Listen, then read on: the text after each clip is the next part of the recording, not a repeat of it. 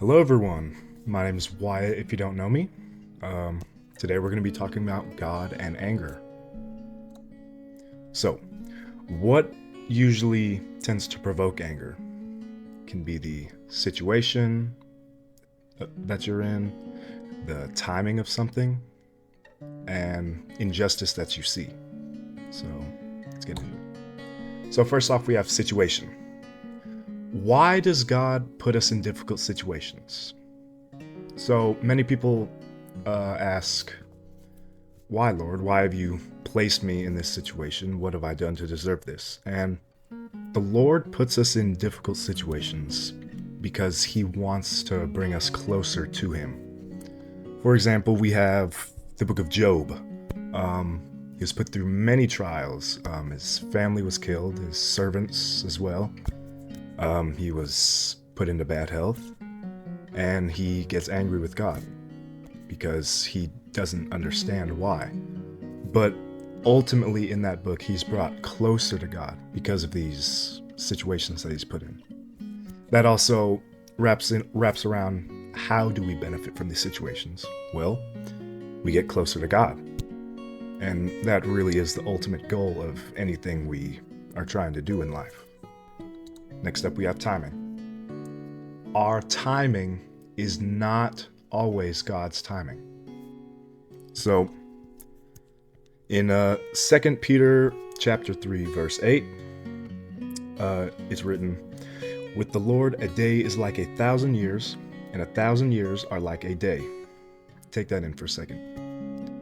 A day is 1,000 years, and 1,000 years is like a day. So God transcends our human perception of time. So what we may see as something taking forever to happen, if it happens at all, that's another thing.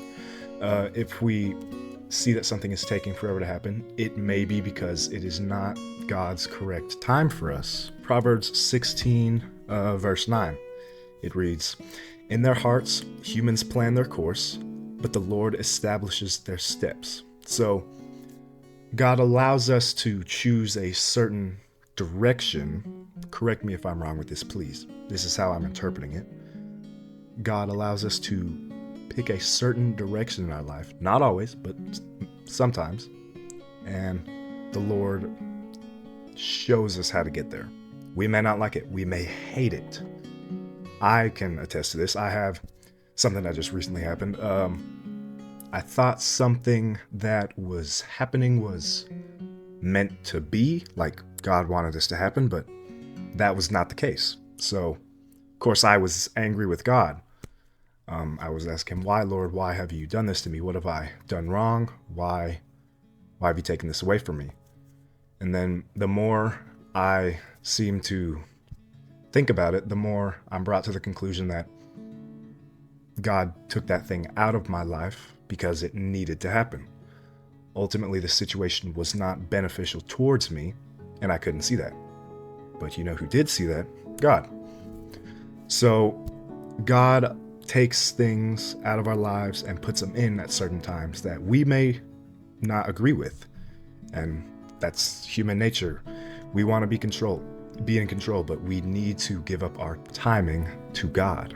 Ecclesiastes 3, verse 1, "There's a time for everything and a season for every activity under the heavens." So if something is truly meant to happen, it will happen. You just need to have patience with the Lord. This patience can be very hard to gain, especially if you're new to the Christian faith, but you will benefit from being patient. So next up is injustice. Why does God allow bad things to happen? Why? Why is there poverty? Why is there starvation? Why are there wars? Well, there's a simple explanation for that. Free will. God did not create us as mindless slaves. He did not create us as these things that no matter what, do what He wants us to do. No. The Lord gave us free will. The free will to choose Him or to turn our faces away from Him. And that is our choice. And us as humans, we choose these scenarios. We might not directly choose these things, such as hunger. There are things that we choose that do influence that. These horrible atrocities, these wars, hunger, poverty, that is due to mankind. That is not of God. In the beginning, when God created everything, he said it was good. And it was, until sin entered the world, and it was not good anymore. And next up, how are we supposed to respond to these horrible events that happen? So you see these wars occurring, you see people in poverty, you see people hungry and starving. What do we do to respond to these events? Well, for one, help them. Advocate. If there's a war happening and it's not a just war, if it is a unjust war, we need to advocate against it because it is not good. And moving on into homelessness and poverty, help out your community best as you can. This is not me trying to say you're going to go to heaven by doing good things. No, that's not how that works. You go to heaven by faith and faith alone.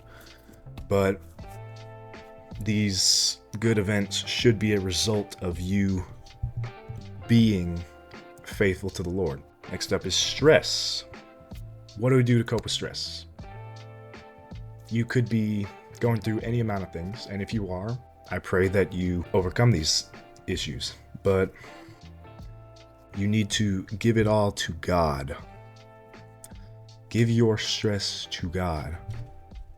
For example, in Philippians 4, verse 6 and 7, it says, "Do not be anxious about anything, but in every situation, by prayer and petition, with thanksgiving, present your requests to God." This means to pray about it.